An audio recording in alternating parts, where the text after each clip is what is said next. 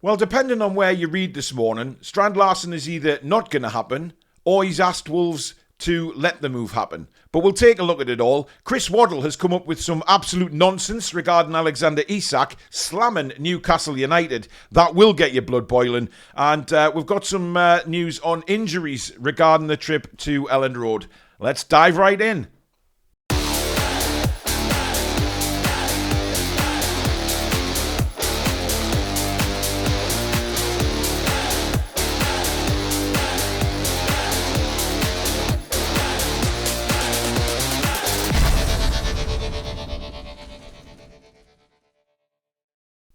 Hi everybody and welcome back to the Toon Review. My name is Paul. This is your latest Newcastle United news video. Thank you once again for watching. We'll start off with Strand-Larsen because Wolves have come out and made it quite clear that they do not want to sell Strand-Larsen for any amount of money because of the time that's left in the transfer window.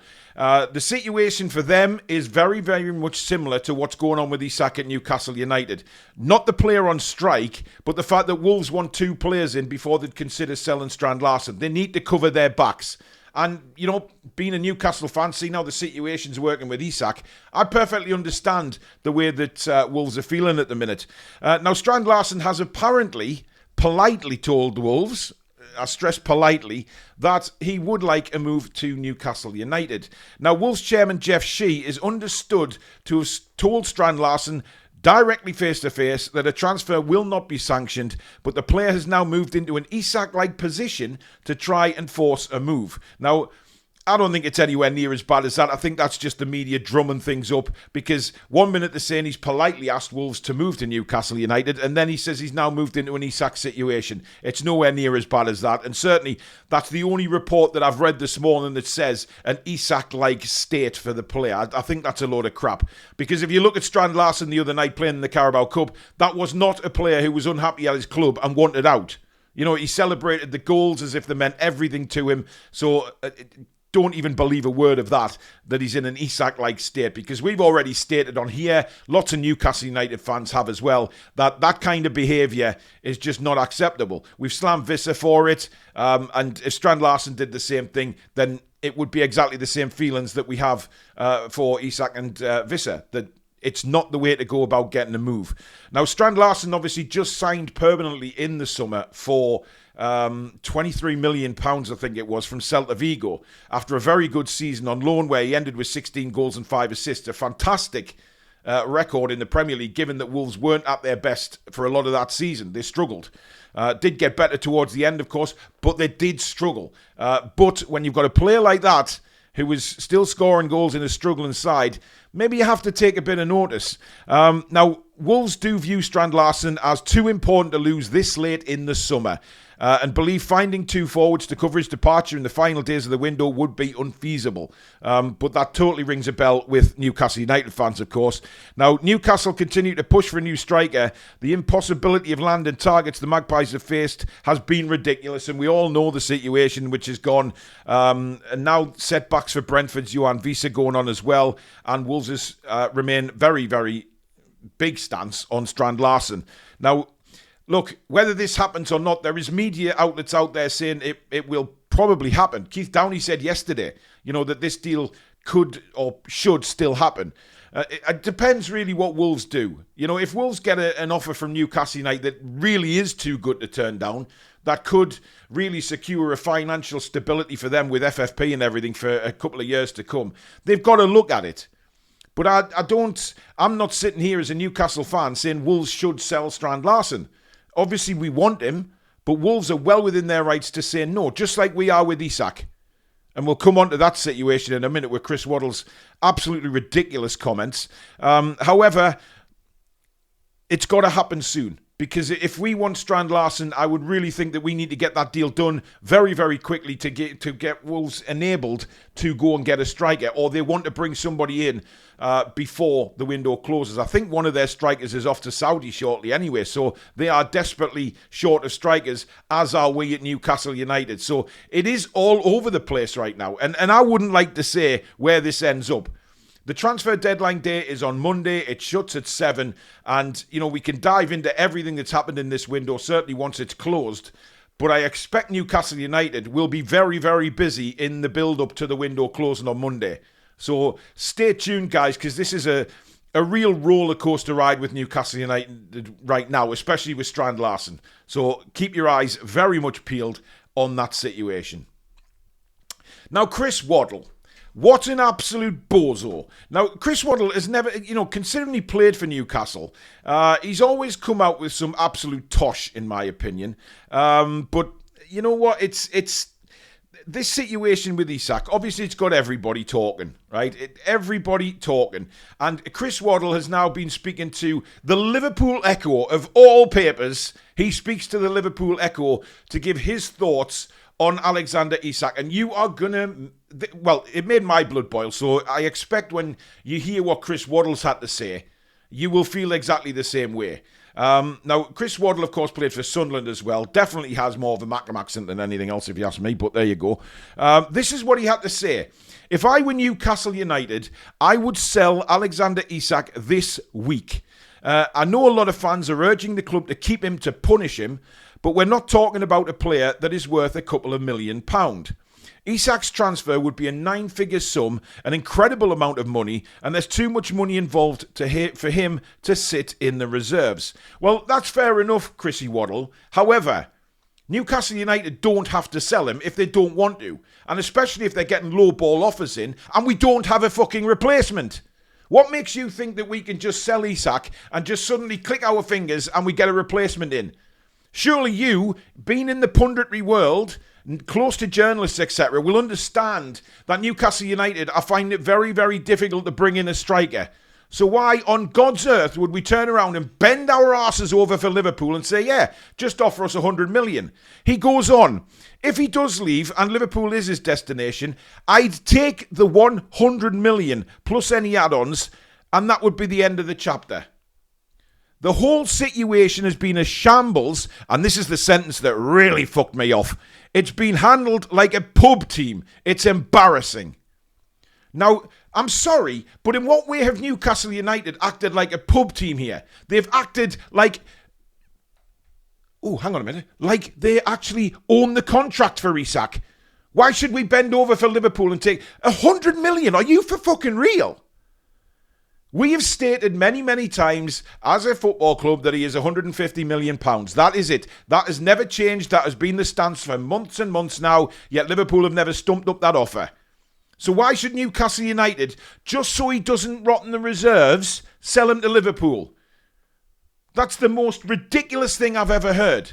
Now, yes, I was saying a couple of weeks ago that I wanted Isak out of the club. I still do. I still want him out because I don't believe that this man is a good influence to have in the dressing room should he be reintegrated.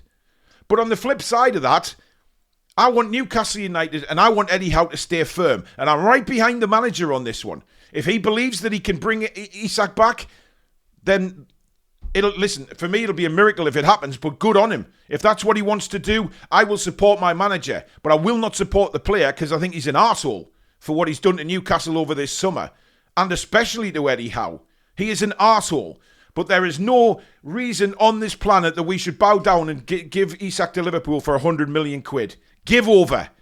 Absolute nonsense. He then goes on to say Isak is going to be very hard to replace. So he totally contradicts himself here. He picks the ball up in deeper areas and can create a goal all by himself. No one available on the market is as technically adept as Isak. More often than not, they require service and the ball in the box to score. While Jorgen Strand-Larsen, Nicholas Jackson, etc. have been linked as possible replacements, neither are on Isak's level. Wow. I mean, that's genius, Chris Waddle. That is absolute genius. Absolutely genius quotes. My God. I'm sure there are some hidden gems around the world in continents like South America and Africa that could grow to become a similar player, but I don't know of anyone in the Premier League who would be a realistic replacement. There isn't a realistic replacement, you knob. There's just not. If it was that easy, we'd have done it by now. Honestly. Now, that is what he had to say. And quite frankly, I'm dumbfounded by it. I'm absolutely dumbfounded. This idiot sits there and says all of this, that we should bow down to Liverpool. Nonsense. And we've made our stance, and our stance is we are not selling him. And plus the fact that we've got a couple of days left in the transfer window, which Chris Waddle seemingly doesn't understand. Let's just sell Isak and wait till January to try and replace him, which will be absolutely an impossibility to do. An absolute impossibility. So that's not going to happen. Honestly, let me know in the comments what you think about that, especially when he's accused Newcastle of acting like a pub team throughout this, because that pissed me off. Anyway, moving on to the Leeds game. Of course, Newcastle United do have some injuries ahead of the game. Sandro Tonali is expected to miss the game through injury. Of course, he went off with a shoulder problem, and he's not expected back until Bournemouth away on the 20th of September, which is a long way away, but obviously that is a bit of a problem. Now, Fabian Schär's concussion, we're waiting for the club to confirm if it was indeed concussion that he has suffered. Now, with concussion, it does take a couple of days for the symptoms to really set in, you know, with the dizziness, the headaches, the nausea, all that kind of thing that you get with concussion. So obviously, I think Newcastle United will be keeping a close eye on him. We'll find out maybe in the morning from Eddie Howe what's happening with that. So he's possibly expected to miss the game. Joe Linton has a groin injury. He's not expected back either. Eddie Howe said it didn't look great for him, especially when the signal was so early when he went down. So, of course, that's a worry for Joe Linton as well. So they're the three that are real doubts ahead of the game to Ellen Road. Of course, Anthony Gordon is suspended. We'll take a closer look in our match preview tonight at 8 o'clock. Now, one other bit of news is that Newcastle United have made a very, very good signing, an appointment for the youth team, which is Adam Lawrence, who we've nicked from Manchester United. Comes with a fantastic CV. Really, a lot of clubs were after him, and he's chosen to come to Newcastle United. The under-21s have been without a lead manager since June following Dermot O'Carroll's departure, of course, to Sparta Prague. This guy comes in with a beaming CV, started his career at Millwall, Charlton, and then Manchester United in 2021. But he's now starting with the under-21s, and we're delighted to have him. Such great experience. Dan Coombs, head of United in Focus, said that Adam Lawrence had a near-perfect record as Manchester United under-18s coach, where he was incredibly highly rated. He won 3 trophies during his first full season at the club and was 1 game away from winning the league again last season. Even though this season's results have shown no drop-off, there is a concern that United have allowed a very talented coach to slip the net. So there you go. Absolutely fantastic. So Adam Lawrence now in charge of the under-21s, and we wish him all the best. But there you go, guys. That is the latest news. Please do drop a comment down, especially on the Strand-Larsen deal. Apparently his agent has also flown into the UK, by the way, so God knows what's going to happen with that. What about Chris Waddle's comments? Are you as raging at that as I am, calling us a pub team? I think that's an absolute joke from Waddle. It really is. But let me know in the comments. Thank you very much for watching, guys. If you have enjoyed it, please give it a thumbs up. Very important to the channel that we keep those coming in. And of course, if you're new around here and you like what you see, please do subscribe. It is completely free. The only thing that we ask for is that you hit that notification bell so you never miss an upload or a live show. Now, if you're watching this towards the end, if you've watched it all the way through, there is now a hype button underneath the video. If you press that, it also helps send the video out across YouTube as well to big up the channel. So please do hit that as well. But thank you very much for watching. Don't forget, if you're watching on Thursday, we've got the Champions League show tonight. 4:45 we start. We will find out who we face in the Champions League. And then another show at 8 o'clock where we preview the trip to Elland Road. So lots coming up. Thanks very much for watching, and we'll see you soon. Take care.